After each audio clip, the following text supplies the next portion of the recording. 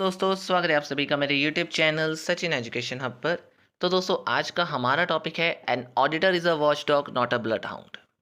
ये कोट बहुत सिंपल नज़र आता है बट एक कंपनी लॉ के केस में यानी कंपनी लॉ की लैंग्वेज में अगर मैं बोलूँ तो ये एक बहुत इम्पॉर्टेंट केस है जिसके बेस पे ये लाइन बोली गई थी। एक ऑडिटर के लिए इसका बहुत मतलब है।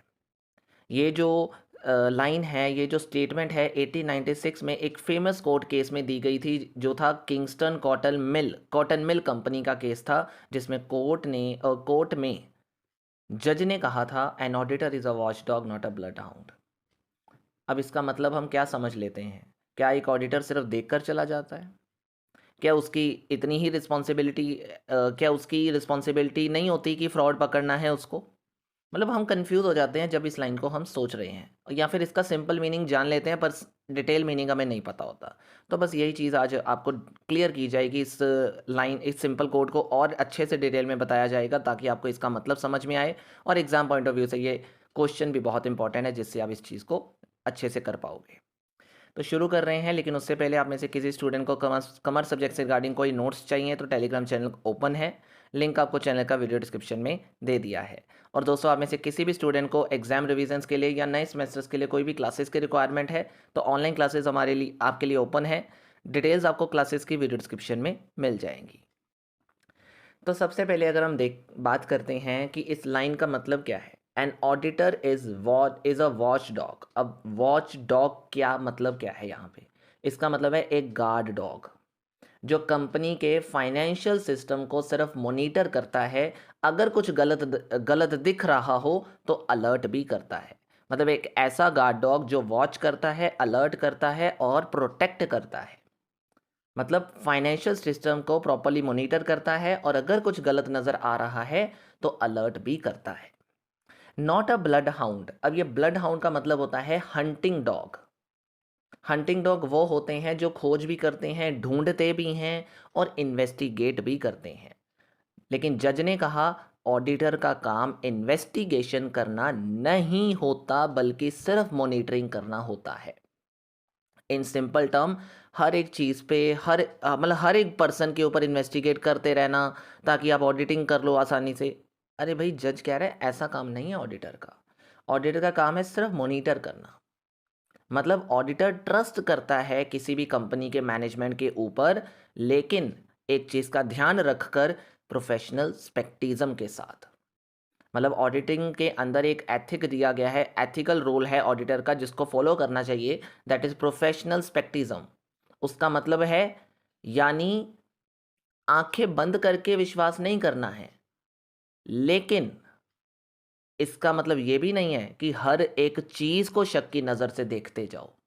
मतलब ये है कि बिल्कुल भी आंखें बंद नहीं करनी कि पता नहीं कुछ भी होता रहे तो मुझे कोई मतलब नहीं है, और ये भी नहीं कि हर किसी को ही शक की नज़र से देखते रहना, पक्का तुम तो कुछ गलती कर रहे होगे। तो ये दोनों चीज़ों को ध्यान से समझना, दैट इज़ प्रोफेशनल स्पेक्टिज्म के साथ आपको चलना है। यानी मॉनिटर करना है प्रॉपरली, इन्वेस्टिगेट नहीं करते रहना हर किसी को बार बार। तो ये है डिटेल मीनिंग सबसे पहले तो। अब किंगस्टन कॉटन मिल के केस के बारे में बता रहे हैं हम आपको थोड़ा सा। तो इसमें क्या हुआ था, कंपनी ने अपने स्टॉक की वैल्यू को इन्फ्लेट कर दिया, यानी बढ़ा चढ़ा कर दिखा दिया। अब ऑडिटर ने मैनेजमेंट से सर्टिफिकेट ले लिया और उसी पर भरोसा करके रिपोर्ट बना दी। बाद में क्या हुआ, फ्रॉड पकड़ा गया। तो क्या यहाँ ऑडिटर गिल्टी हुआ? मतलब क्या ऑडिटर यहाँ गिल्टी था? नहीं। कोर्ट ने बोला ऑडिटर ने गुड फेथ में काम किया है, उसके पास कोई रेड फ्लैग या वार्निंग सिग्नल नहीं था, इसलिए उसे ब्लेम नहीं ही किया जाएगा। ठीक है। अब इस चीज़ को आपने क्या डिटेल में समझा कि कुल मिला के कंपनी ने इन्फ्लेट कर दिया था, लेकिन जब उसने एज अ ऑडिटर मतलब एज एन ऑडिटर देखा तो उसमें कोई रेड साइन नज़र नहीं आया, उसको रेड फ्लैग नज़र नहीं आया उसको। तो उसने तो अपने गुड फेथ में उस चीज़ को मैनेजमेंट के ऊपर विश्वास करके साइन कर दिया ना सर्टिफिकेट को। पर अब बाद में अगर फ्रॉड निकल गया तो वो क्या करे बेचारा। तो इसीलिए जज ने ये कहा कि वो सिर्फ एज अ वॉचडॉग काम कर रहा है, ब्लड हाउंड नहीं है। ठीक है। अब जस्टिस के स्टेटमेंट्स को क्लियर कर लिया हमने। अब देखिए ड्यूटीज़ क्या हैं, जब हम बात कर रहे हैं ना इस केस से रिलेटेड, तो आपको साथ में बताना भी है कि एक ऑडिटर की एज अ वॉचडॉग क्या ड्यूटी हो सकती हैं। तो एज अ वॉचडॉग ऑडिटर को सबसे पहले अपनी फाइनेंशियल स्टेटमेंट्स की प्रॉपर एक्यूरेसी और फेयरनेस को चेक करना है। मतलब फाइनेंशियल स्टेटमेंट की एक्यूरेसी को वेरीफाई करता है हमारा ऑडिटर जब एज अ वॉचडॉग हम उसके बारे में बात कर रहे हैं। मतलब प्रॉपर देखना कि जो फाइनेंशियल स्टेटमेंट्स बनी हैं उसमें कोई गलती तो नहीं है, उसमें कोई एरर्स तो नहीं है, फेयरनेस के साथ बनाई गई है ना। मतलब कहीं पे ऊपर नीचे कुछ इन्फ्लेशन वगैरह तो नहीं दिख रही, कोई इन्फ्लेट तो नहीं की गई वैल्यू, ये देखना है। उसके बाद ये भी चेक करना है यानी कि कंप्लायंस फॉलो हुई है कि नहीं, यानी कंप्लायंस चेक करना भी एज अ वॉचडॉग ऑडिटर का काम होता है। यानी लॉ रूल और अकाउंटिंग स्टैंडर्ड्स क्या प्रॉपरली फॉलो हुए हैं, कंपनी लॉ प्रॉपर फॉलो हुआ है, रूल्स वगैरह जो बनाए गए हैं उनको प्रॉपर मेंटेन किया गया है, अकाउंटिंग स्टैंडर्ड्स प्रॉपरली फॉलो किए गए हैं, ये सब चीज़ें देखनी है। उसके बाद प्रोफेशनल स्पेक्टिज्म के साथ काम करना है। मैंने अभी बोला था ऊपर उसका मीनिंग प्रोफेशनल स्पेक्टिज्म का कि आंखें बंद करके विश्वास नहीं करना। मतलब आंखें मतलब कहते हैं ना, अंधा विश्वास मत करने लग जाना। लेकिन इसका मतलब ये भी नहीं है कि हर किसी के ऊपर शक करने लग जाना है। दोनों के बीच में बैलेंस होना चाहिए। यानी प्रोफेशनल स्पेक्टिज्म मतलब ज़रूरत पड़ने पर जहां आपको लग रहा है एविडेंस की ज़रूरत है वहां मांगो, वहाँ एविडेंस लेकर आओ। ठीक है। इसके अलावा रीजनेबल केयर एंड स्किल का इस्तेमाल करो। अपनी रीजनेबल केयर एंड स्किल का इस्तेमाल करो हर चीज़ को करने के लिए। मतलब बड़े ध्यान से काम करो, केयरफुली काम करो और proper as a qualified auditor अपनी स्किल्स का इस्तेमाल करो। ये मत सोचो कि पता नहीं कोई बड़ी कंपनी है तो मैं मतलब उस चीज़ को उस नज़रिए से मत देखो। आप अपने लेवल पे उस चीज़ को कैसे जज कर सकते हो वो देखो।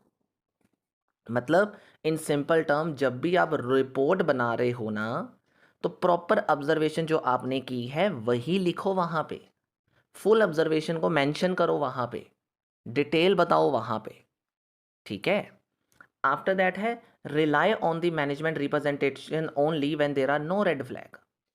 जब आपको लगे कि कोई रेड फ्लैग नहीं है, पता है कि कोई सारा काम बिल्कुल सही चल रहा है, तो फालतू में किसी के ऊपर शक मत करने लग जाओ कि यार रेड फ्लैग है नहीं मतलब कुछ तो गड़बड़ हो भी सकती है। ऐसा नहीं यार, कहीं पे नज़र आया कि सच में सब कुछ साफ चल रहा है, सब सच में सब कुछ सही है, रेड फ्लैग बिल्कुल भी नहीं है, तो वहाँ मैनेजमेंट की बताई हुई बात पे विश्वास करना भी एक ऑडिटर का रोल है एज अ वॉचडॉग। मतलब मैनेजमेंट की बताई गई इन्फॉर्मेशन पे रिलाई करो जब कभी भी आपको रेड फ्लैग सच में नहीं नज़र आ रहा है। क्लियर। अब इसका मतलब ये भी मत समझने लग जाना कि कोई इरेगुलरिटी और फ्रॉड नज़र आ रहा है तो चुप करके बैठ जाओ। अरे नहीं, मैंने कहा रेड फ्लैग नहीं नज़र आ रहा है तो मैनेजमेंट पे विश्वास करना ज़रूरी है। अब यही प्रोफेशनल स्पेक्टिज्म को तोड़ के बोला गया है कि वहीं पे अगर फ्रॉड भी नज़र आया या इरेगुलरिटी थोड़ी सी भी नज़र आई तो as a normal course of audit आपको उसको देखना है प्रॉपरली। मतलब उसके लिए डिटेल में जाना है प्रॉपरली। तो कुल मिला के मेरे कहने का मतलब ये है कि पहले बोला गया कि अगर कोई रेड फ्लैग नहीं है तो मैनेजमेंट की बात पे विश्वास करना ज़रूरी है, वहाँ पे रिलाई करो एज अ गुड फेथ। लेकिन वहीं पे दूसरी चीज़ को ऐड ऑन करके बोला गया कि ये मतलब मत समझना कि अगर कोई इरेगुलरिटी नज़र आ गई तो भी मैनेजमेंट पे विश्वास करना है। नहीं, अगर कहीं इरेगुलरिटी या रेड फ्लैग नज़र आया तो उसकी डिटेल में जाना भी आपका काम है वहाँ पे। And the last thing is independence और ऑब्जेक्टिविटी तो आपके मेंटेन करके रखनी ही है आपने। मतलब किसी के साथ भी आपने बायसनेस के साथ नहीं चलना। मतलब ये कि आप अगर कोई ऐसी कंपनी में लग गए हो, पहली बात तो इंडिपेंडेंस ही रखो। आप उस कंपनी के ऑडिटर बनना ही पॉसिबल नहीं है जिस कंपनी में आपका कोई लिंक होगा। तो इंडिपेंडेंसी बना के रखो। मतलब आप अपने आप को इंडिपेंडेंट करके रखो कि मुझे किसी ऐसी कंपनी में जाना ही ना पड़े या मुझे किसी ऐसी कंपनी के ऊपर पॉइंट मतलब ये मतलब किसी के साथ लिंक नहीं जुड़े होने चाहिए आपके। इंडिपेंडेंस आपकी तब ख़त्म हो जाती है जब आपका कोई चाचा नाना कोई रिश्तेदार कहाँ निकल आता है, आपकी उस कंपनी में निकल आता है जिस कंपनी का आप ऑडिट करने वाले हो। वैसे तो ऐसा पॉसिबल ही नहीं होने वाला, लेकिन फिर भी आजकल ऐसा काफ़ी देखा जाता है। तो इंडिपेंडेंस होनी चाहिए आपकी इस काम के अंदर, ऑब्जेक्टिविटी आपको बना के रखनी है। आपने सारे वो काम अच्छे से करने हैं जो आपको पता है कि एज एन ऑडिटर आपको सिखाए गए हैं। ठीक है। तो ये एक प्रॉपर वर्क है ऑडिटर का एज अ वॉचडॉग। लेकिन अब नॉट अ ब्लड हाउंड उसको क्या नहीं करना है। हमने कहा ना नॉट अ ब्लड हाउंड एक अच्छा पहले कुल मिला के क्या समझ में आया उसमें आपको? कुल मिला के कि ऑडिटर का काम होता है रीजनेबल एश्योरेंस देना, ना कि गारंटी। ऑडिटर का काम है सिर्फ रीजनेबल एश्योरेंस दे रहा है वो आपको कि काम सही है। मेरे द्वारा बताई गई बातों पे आप विश्वास कर सकते हो कि ये चीज़ सही है, लेकिन गारंटी नहीं देता वो। 100% गारंटी तो कोई भी नहीं दे सकता, राइट? तो ऑडिटर अब क्या नहीं कर पाएगा? What an auditor is not expected to do. तो ऑडिटर क्या नहीं करता है जो ब्लड हाउंड करता है? ठीक है, कहने का मतलब है सबसे पहले assume the fraud by default in every case. Her transaction को डाउट से नहीं देखना भाई। हर ट्रांसैक्शन को डाउट से मत देखने लग जाना, मतलब इन सिंपल टर्म में कहूँ, हर किसी चीज़ में फ्रॉड मत ढूंढने लग जाना। एज्यूम फ्रॉड बाय डिफॉल्ट, ये मत सोचो कि हर चीज़ में फ्रॉड होगा ही होगा। दूसरा case, act as an investigator और फॉरेंसिक एक्सपर्ट। मैंने ऊपर बोला इन्वेस्टिगेटर आप नहीं बन सकते। एक ऑडिटर जज ने भी बोला है एक ऑडिटर इन्वेस्टिगेटर नहीं बन सकता, मतलब वो इन्वेस्टिगेशन नहीं कर सकता, क्योंकि वो आपका काम नहीं है, वो आपका क्लोज नहीं है, वो आपके ऑडिटर के स्टैंडर्ड्स में नहीं लिखा गया है। ठीक है। तीसरा है dig deep beyond the scope of normal audit.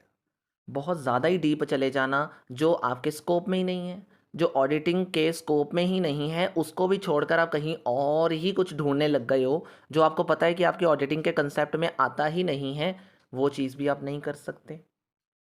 Be suspicious of every transaction. मैंने स्टार्टिंग में बोलने की कोशिश करी ना कि हर ट्रांजैक्शन को डाउट से नहीं देखना। वही बात आ गई कि कोई भी ट्रांजैक्शन है उसको डाउट से मत देखने लग जाओ कि यार अच्छा जी यहाँ ये ट्रांजैक्शन कुछ लग रही है। अरे मतलब हर ट्रांजैक्शन को आप डाउट की नज़र से देखने लग जाओगे तो वो एज अ इन्वेस्टिगेटर बन जाएगा, या फिर आप कह लो कि वो चीज़ गलत है कि as an auditor professional scepticism follow नहीं हो रही वहाँ पे फिर आपकी। ठीक है।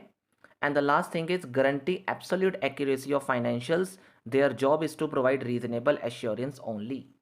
कहने का मतलब है कि 100% एक्यूरेसी की गारंटी देना यह प्रैक्टिकली भी पॉसिबल नहीं है भाई साहब। तो रीजनेबल एश्योरेंस ही सिर्फ दी जानी चाहिए, यही बताया गया है और यही कहा गया है। ठीक है, यानी एक सिंपल टर्म में अगर मैनेजमेंट और इंटरनल कंट्रोल के सिस्टम पर ट्रस्ट करने की कोई वजह सामने आ जाती है तो ऑडिटर वहाँ ट्रस्ट कर सकता है, तो ऑडिटर वहाँ ट्रस्ट कर सकता है। तो these are the some points जो आपको ये क्लियरली बताने की कोशिश कर रहे हैं कि ऑडिटर एक वॉच डॉग है, ब्लड हाउंड क्यों नहीं है।